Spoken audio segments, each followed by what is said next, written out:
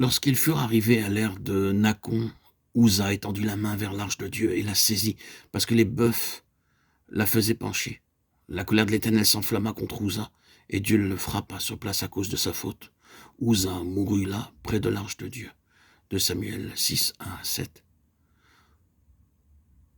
En relisant cet épisode, ce passage, beaucoup peuvent encore se demander pourquoi Uza fut frappé à mort. Ne devrait-on pas considérer que le fait d'étendre la main pour stabiliser l'arche chancelante méritait l'approbation de Dieu? La gloire de Dieu n'est-elle pas associée à l'arche? Et en maintenant fermement l'arche, Uza n'avait-il pas rendu un grand service afin qu'elle ne tombe à terre?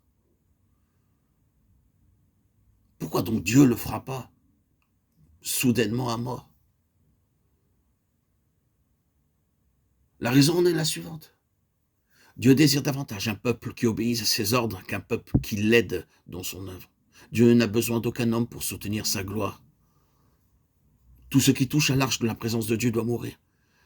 La question dans cette situation ne consiste pas à savoir ce qui se serait passé si l'arche était tombée, mais dans le fait qu'un homme ait pu faire ce que Dieu n'avait pas ordonné. Il est tout à fait normal pour l'homme d'admettre que si en temps de paix, l'arche ne devait jamais être touchée dans les temps de danger, elle pouvait l'être, c'était pour l'empêcher de vaciller. Car c'était une situation critique et cette mesure devait être tolérée sans être pénalisée par la mort. Vous en convenez? Cependant, Dieu n'a qu'une seule règle de conduite. Il ne croit pas au compromis. Tout ce qui se fait sans son ordre est exposé à la mort. Si elle n'est pas physique, elle sera spirituelle. Dieu ne nous demande pas si nous l'avons aidé ou pas. Il déclare seulement que nos mains ne doivent pas toucher l'arche. S'il en était autrement, nous devrions mourir. Il aurait mieux valu alors que l'arche tombe. Dieu n'aime pas qu'on lui vienne en aide sans un ordre de sa part. Toutefois, combien de fois nous pensons aider Dieu lorsque nous faisons face à des besoins extérieurs? Mais n'est-ce pas terrible que des serviteurs de Dieu puissent se servir de leurs mains charnelles pour lui venir en aide comme le fit Uza? Pourront-ils être exempts du jugement de Dieu? Soyons donc des gens avisés pour considérer que ce dont nous avons tous besoin, c'est de prendre garde aux ordres de Dieu.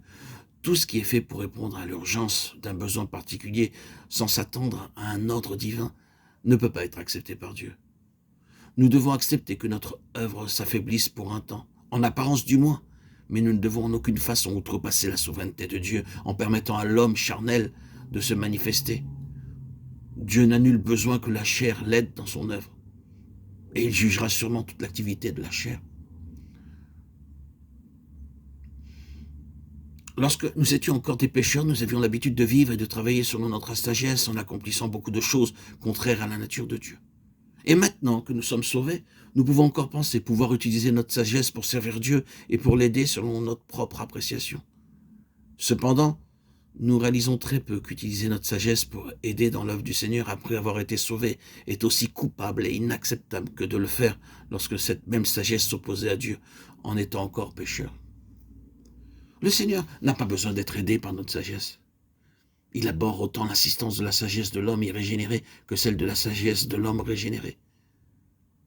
C'est pour cette raison que nous devons accepter d'être régis par la croix, reniant toute activité de la vie propre, de la vie charnelle, du vieil homme que nous avons été, livrant volontairement la chair à la mort, la crucifiant, renonçant vraiment à nos opinions, à nos forces propres.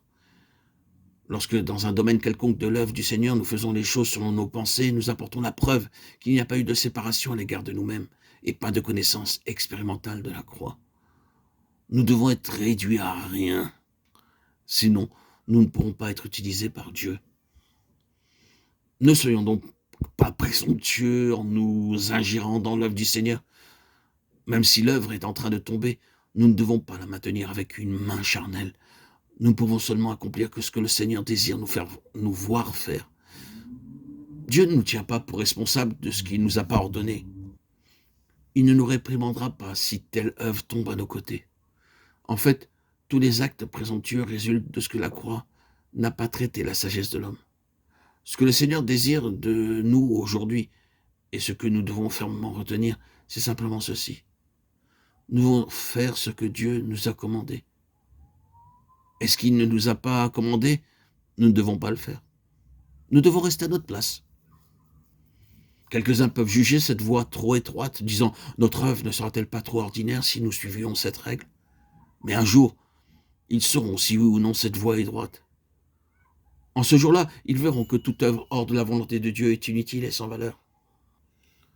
Tout ce qui est fait en dehors de la volonté divine n'échappera pas au verdict réprobateur du jugement de Christ.